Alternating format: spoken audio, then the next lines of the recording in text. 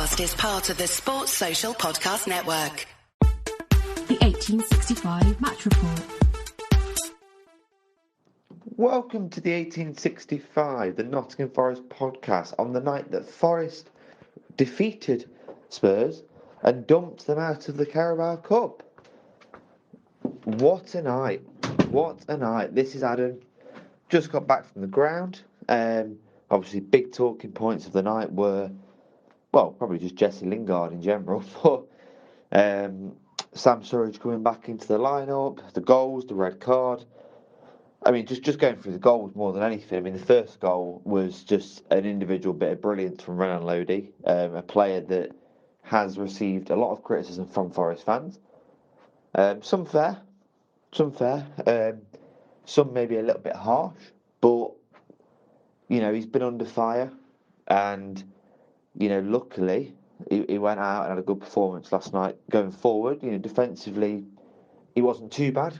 He definitely still looked more of an attacking threat. But yeah, last night he took his goal brilliantly. Well, cuts it onto his weaker right foot. Well, you would say weaker right foot, but clearly not. Swings it into the far corner. Fantastic finish. Fraser Forster had absolutely no chance with it. And then we had obviously a series of chances. We had Sam Surridge for on goal, puts it straight at the goalkeeper. And then we had Brennan Johnson for on goal again, sort of straight at the goalkeeper. So a couple of little chances like that, but we did get a second goal. Jesse Lingard's goal. It was fantastic work by Serge Aurier on the right-hand side. Whips the ball to the back post to Sam Surridge, who instead of going for goal, decided that he would go across goal to the unmarked Jesse Lingard for what looked like an easy header, but to be honest, they're not as easy as they look, them ones. Jesse Lingard puts it into the far corner for his first Forest goal. Hits the griddy in front of the Peter Taylor stand on the corner of the Peter Taylor stand and Trent End. You know how it is. And yeah, look, I'm buzzing for Lingard to have got his goal, and he could not have got a goal that was more deserved for me. He was fantastic last night, running in the channels, finding also into that pocket of space in behind the front two. Clearly shows how much of Jesse Lingard we can get if we play him as a 10. However, it does give a bit of a selection dilemma to Steve Cooper now, because what happens with Morgan Gibbs-White?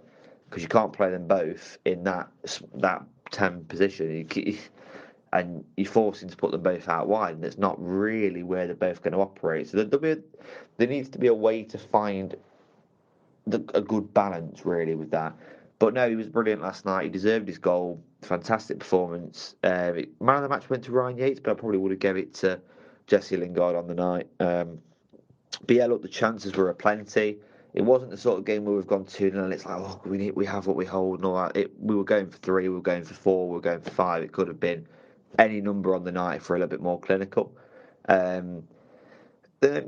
The way that Spurs got back into the game, really, because they had a few flashpoints before this, but nothing really too much. I mean, Hennessy made a couple of good saves. I remember the one from Doherty in the first half, but not too much from this Spurs side, really, going forward. I mean, Harry Kane didn't really had a kick all night. But then we got to the red card. Mangala already on a yellow card.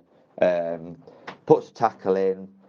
I believe it was on Basuma, if I remember rightly. It's one of those tackles where modern day football, it's the scissor motion, isn't it? Is what the pundits usually, sort of say, that you can't do that in modern football anyway. He says he won the ball. He might have a case that he touched the ball, but I don't think he won the ball. I think it was a pretty. I don't think he's got a lot of complaints about it. Put it that way. And he's already on a yellow. It was a very, very silly challenge to make at 2-0 up. You know, in a way, you let the player go in that scenario, or, you know, you let him go and obviously someone comes across to cover you, whatever. A lot of people say, oh, he took one for the team. You don't need to take a red card for the team for where he was on the pitch anyway. It wasn't as drastic as that. It was a bit unnecessary. I'm sure he'll learn from it, but he was brilliant on the night, Mangala was. But yeah, look, it was fantastic. I took my wife today. She did say a few points. We sat there in the Lower Trent in my normal seat. She was all right most of the night, and then got a little bit cold. She had a blanket wrapped around her face like a snood. Offered her a hot drink. She said no, so all good. I got a Bovril at half time. I sound like I'm waffling, but there's a point to this. Midway through the second half, when we got our first goal, I still had half a Bovril in my hand. I jump up, I've still got it in my hand. I'm looking around thinking, and I just give it to her, this Bovril into her hand, and just jump on my dad and his friend that we go to Forest with. And then she was sort of the designated Bovril holder after that. Every time we went forward and looked like we were going to score or something, I'd give her the Bovril just in case. So, no, it was fun. She definitely had a good time. Got a look into my world and into the Forest world. But yeah, look, fantastic night overall. Big plus getting through to the next round. Obviously, we're going to play a bit sooner than we thought now. We commence on the 19th, I believe. Not bothered who we get in the draw, really, to be honest. I wouldn't mind, an interesting one that I've not been to away, like Gillingham. Why not? Gillingham away would be fantastic. But look, we will see. But absolutely buzzing. Thanks a lot to Adam for reporting back from a great night at the City Ground, and how good it is to see Renan, Lodi and Jesse Lingard get those goals, as well as a good performance. We hope that Forest can take that into the weekend's game against Crystal Palace. We'll be back with another 1865 match report after the game.